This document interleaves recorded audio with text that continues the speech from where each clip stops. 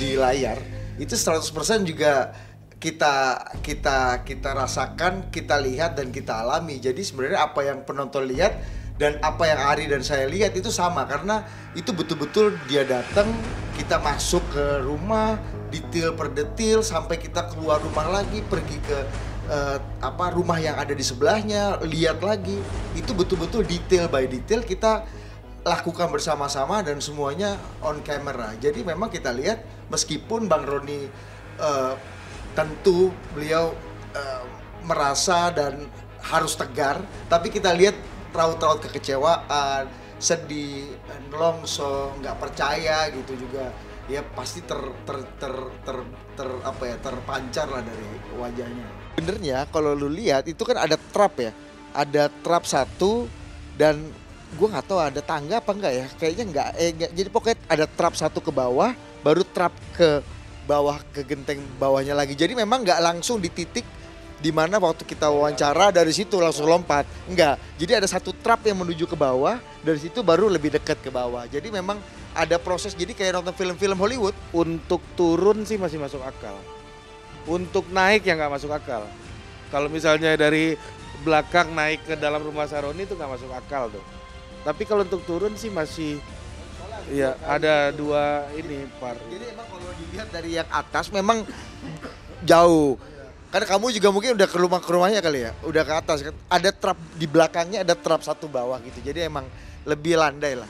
Masuk akal kok, masuk akal. Jadi emang udah kayak situasinya udah kayak mencekam gitu, udah sangat mencekam, dan ini pilihannya buat dia waktu itu, judgementnya beliau adalah kalau gua turun atau kalau gua ketahuan, kemungkinan gua untuk dianiaya bahkan sampai meninggal dunia itu besar sekali. Jadi dia harus mindik-mindik cari orang yang dipercaya untuk bisa pergi dari situasi itu. Karena waktu itu kita kalau nggak salah kejadian kita itu kejadiannya kan tanggal 29 atau 30 Agustus. Nah, kita tanggal 15 September mendapatkan kesempatan untuk ke rumahnya Bang Sahroni, dan pada saat itu Bang Sahroni pertama kali kembali ke rumahnya setelah pada tanggal 30 Agustus mengalami kejadian di rumahnya yang dia ceritakan di tayangan Total Politik, dan pergi ke safe house-nya beliau, tetap di Jakarta, gak di luar negeri menurut keterangannya Bang Sahroni. Dan pada tanggal 15 September itulah saya, Ari, tim Total Politik, dan tentu Bang Sahroni pertama kali kembali ke rumah yang pasca dijarah itu beberapa waktu setelah proses penjara. Nah, pemirsa, kalau misalnya secara gambar dari YouTube Sahroni, memang ini adalah tempatnya ya, karena mengambil videonya di atas sana dan kita bisa masih melihat di sana rumahnya yang masih direnovasi, dan ini adalah gang di sebelahnya. Memang dikatakan bahwa di sebuah videonya bilang kalau misalkan sempat loncat dari atas sana sampai dengan ke bawah sini dan berlindung di gudang kecilnya, dan ini adalah penampakan gudang kecil yang disebut-sebut oleh Sahroni tersebut. Ibu, permisi Bu. Ibu bener nggak ini gudangnya Pak Sahroni? Oh iya betul. Oh betul. Biasanya dipakai buat tempat apa Bu? Tahu sih biasanya dalamnya isinya itu sih ban-ban itu yang baru-baru gitu, ban mobil itu. Ban mobil. Waktu itu Pak Sahroni bilang kalau misalkan waktu penjarahan terjadi katanya sempat berlindung ke sini. Ibu lihat nggak Bu waktu kejadian itu? Ya saya udah ngeliat, cuman nggak tahu Pak Sahroni Rane tinggal di ngumpet di sini, nggak tahu. Katanya kan 7 jam di atas sana baru turun ke bawah sini. Tapi sempat ngelihat waktu turun nggak sih? Enggak ngelihat. Katanya tuh ada tetangga yang nolongin Pak Sahroni waktu kejadian itu. Ibu tahu nggak? Enggak tahu. Halo Ibu. Halo, ya. Ibu permisi, kita dari Trans TV. Kita mau izin tanya-tanya. Kemarin katanya waktu penjarahannya Pak Sahroni itu sempat ada warga yang nolongin. Mungkin Ibu tahu nggak sih waktu penjarahan tuh gimana kondisi di sini? Waduh, kondisinya sangat mencekam, ngeri. Oh iya. Iya, soalnya kan kita di sini kan lingkungannya paling dekat. Jadi, semua barang-barang apa semua. Terus kita amanin kan di depan, langsung tutup semua, iya tempatnya. Ya kita semua waspada lah di sini semua. Iya. Bu, kemarin tuh Pak Sahroni sempat bikin video reka adegan, Ya, Bu. Katanya sempat turun dari atas rumahnya ke genteng-genteng tetangga gitu. Ibu pernah ngelihat nggak sih mungkin momennya waktu Pak Sahroni turun? Waktu pas momennya sih saya nggak ngeliat, karena kan memang itu kejadiannya sudah malam katanya sih. Yang saya dengar tuh udah jam 10-an, jam 10 malam ya.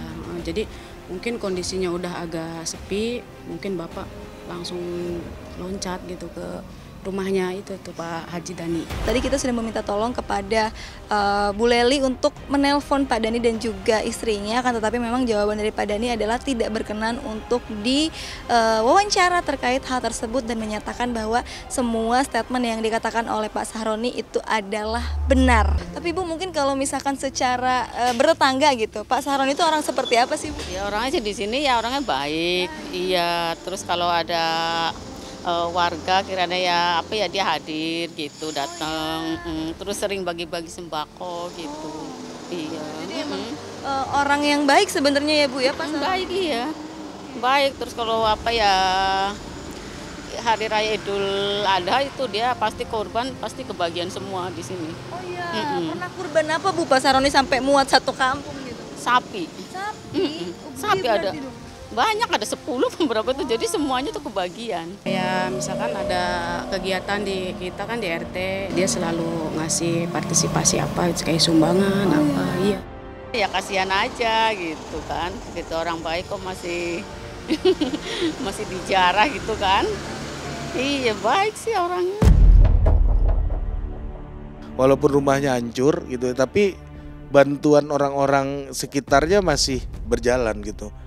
Nah, saya nggak kebayang kalau kita tinggal di daerah yang kita bahkan nggak kenal tetangga kita, itu mungkin situasinya akan lebih buruk. Dan saya nggak tahu kalau Bang Roni nggak pernah berbuat untuk sekitarnya, mungkin dia nggak akan hidup hari ini. Jadi arena balas dendam tetangga ke dia mungkin ya, kalau dia nggak pernah ngopeni atau merawat tetangganya. Ya, kalau negatif kan, ya negatif lebih ngeri lagi. Nol aja kita ngeri, apalagi negatif kan gitu. Kemarin itu ya silaturahmi aja sama doa bersama gitu. Iya. Di mana acaranya, di rumahnya? Iya, di rumahnya di situ di depannya. Kita perlunya value hidup yang kuat gitu ya. Kalau kita punya value hidup yang kuat, kita tidak akan mudah untuk terpengaruh dengan suasana, situasi ataupun sifat-sifat orang lain yang mungkin tidak benar. Dan yang ketiga, sekali lagi tadi kembali lagi ke biasakan untuk bijak dalam bermedia sosial. Itu yang selalu digaung-gaungkan oleh pakar-pakar gitu ya, untuk bisa bermedia sosial dengan baik, sehingga hal-hal yang menjadi keburukan dalam bermedia sosial bisa dihindari. Banyak kan yang orang nggak suka sama kita, dan kalau nggak suka sama kita bukan berarti kita salah, tapi memang nggak suka aja, dan itu kan sesuatu hal yang tidak bisa kita hindari dan tidak bisa kita kendalikan, itu persoalannya begitu. Jadi memang ada baiknya kita untuk berhati-hati bila ingin memposting sesuatu terkait apapun.